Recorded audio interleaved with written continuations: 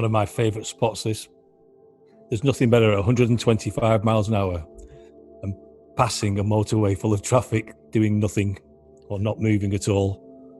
So yeah, the M1's about to come up shortly on our right-hand side, and you get a view of it as you're coming across through the trees. You probably won't see it from obviously inside the train as quickly as we do. We know where it is, and we can look across. But yeah, it's quite nice when you see nose-to-tail traffic sitting there on the M1, and you're still flying along at 125 mile an hour. So yeah, nose-to-tail traffic. I'm sure a lot of the people, when they get close, and you can't miss it once you're sat in the train, if you're on the right-hand side, I'm sure they're quite heartened to see the cars all at a standstill and we're going on at 125 full speed. Imagine sat in a car watching the train flying past. Heartbreaking. I think in the old days, you used to run up here and you'd be wanting to race the cars along. I can remember when I first used to do it, I used to think, this is fantastic. I want to be going as quick as I can here. Don't be doing anything less than your line speed, so that people there are looking at you thinking, oh, I want to be going that quick. But yeah, once or twice, I'm not going to say I haven't had one or two drivers and you see them having a bit of a go. Yeah, clearly no police cars about, but certainly trying to keep up with us for sure.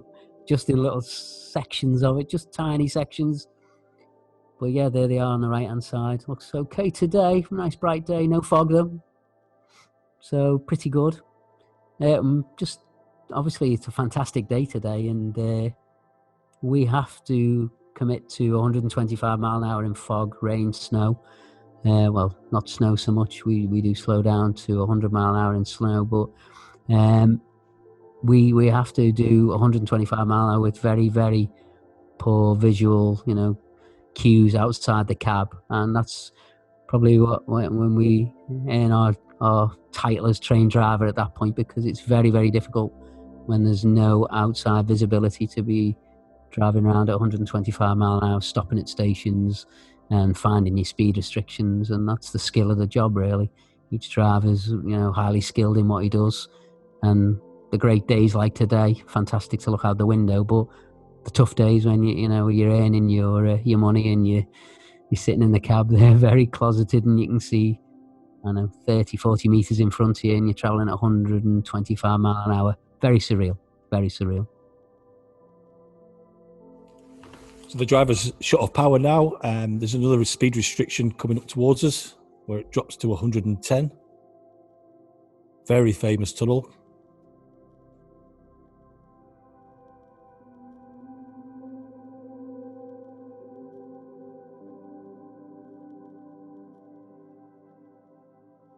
So Kilsby Tunnel.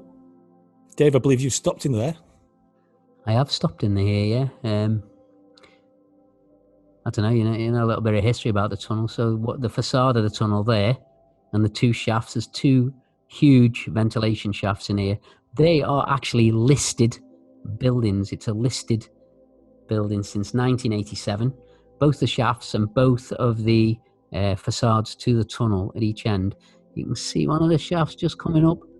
There's the first one, and that's one of two ventilation shafts. Now, the second one we're running up to, in the entire time I've been on the railway, I have stopped in here one time only. And I had an electric loco and a passenger train. It was pre-Pendolino days.